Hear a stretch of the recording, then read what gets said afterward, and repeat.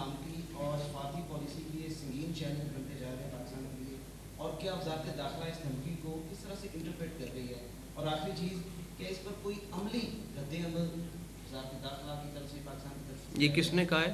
سر ملا برادر. ہاں انہوں نے بالکل کہا ہے. ان کو میرا صرف اتنا پیغام ہے، اگر ان کو بہت ساری چیزیں یاد ہیں تو ہمیں بھی بہت ساری چیزیں یاد ہیں، اور ان کو ہو سکتا ہے پچھلی 10 20 30 40 سال پرانی چیزیں یاد ہوں، ہمیں 5000 سال پرانی ہسٹری بھی یاد ہے ان کی.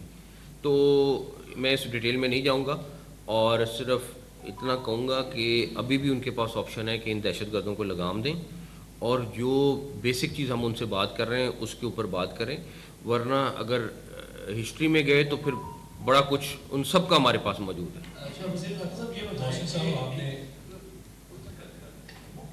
یہ بتائیں کہ جو بات آپ نے کی ہے social media, fake news, already defamation, پیکا، یہ چیزیں موجود ہیں.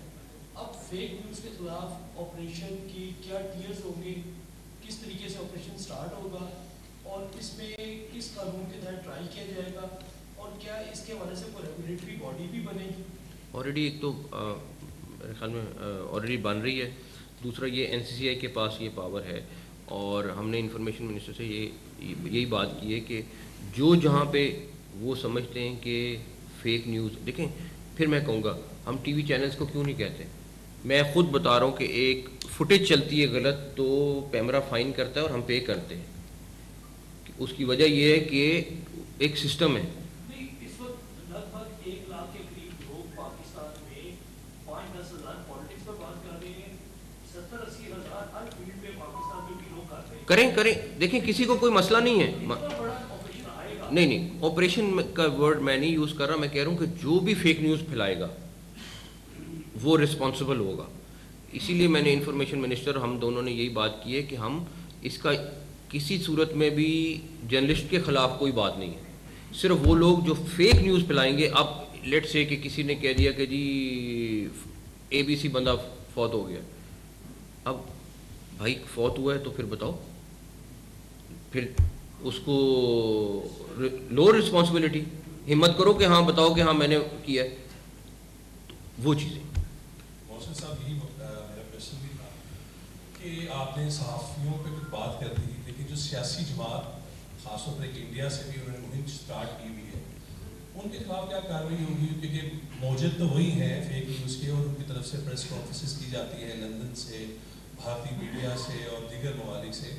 ان کے خلاف آپ لوگ کیا کر رہے ہیں، اور اس کے حوالے سے جہاں سے جڑ ہے ان کے اوپر بھی کوئی کارروائی ہونے جا رہی ہے؟ اور جو جیسے آپ نے کہا کہ آپ انفارمیشن منسٹر کے ساتھ کوئی کریک ڈاؤن کرنے جا رہے ہیں، اس کے میں کیا آپ کا کریک نہیں، میں آپ کو صرف بتا دوں، یہ پھر میں یہ آپریشن کریک ڈاؤن نہیں ہے، یہ صرف جو فیک نیوز پھیلا رہا ہے اور اس کے پاس کوئی ایویڈنس نہیں ہے، میں نے مثالیں بھی اس لیے آپ کو دی ہیں، ان کے خلاف کارروائی ضرور ہوگی. پہلی بات.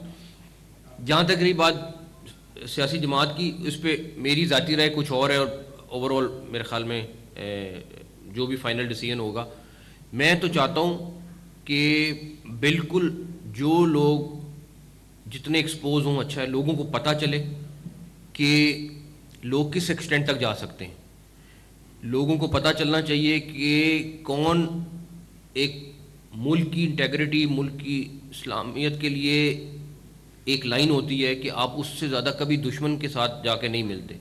تو میری ذاتی رائے تو یہ بالکل لوگوں کو پتہ چلنا چاہیے اور بالکل ہونے نہیں. تاکہ دوسری طرف سر لیکن یہاں پر سوال یہ بھی تو اٹھتا ہے کہ جو قومی ہیرو ہیں جنہوں نے پاکستان کو بھارت کو شکست دی، پاکستان کو آج یہ مقام پہنچایا، فیلڈ مارشل، اب میں آ رہا ہوں اس پہ، ان کی ذات کے اوپر، اب میں آ رہا ہوں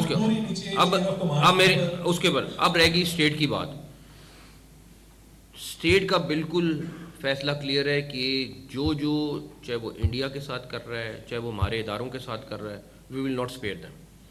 اور ابھی آپ پچھلے دنوں میں دیکھیں، کل پرسوں میں کوئی لندن بیٹھ کے بکواس کر رہا ہے کہ جی ہمارے آپس میں اداروں میں مسئلہ چل رہا ہے، ہمارے جرنلز کے متعلق کر رہا ہے، تصویریں لگا کے کر رہا ہے. یہ ساری چیز کو رکوانا پڑے گا. اور اس ٹائم پہ جو لوگ وہاں پہ بھی بیٹھے ہیں، میں ان کو بھی بتا دوں کہ آپ لوگ بھی بہت جلد واپس آ رہے ہیں.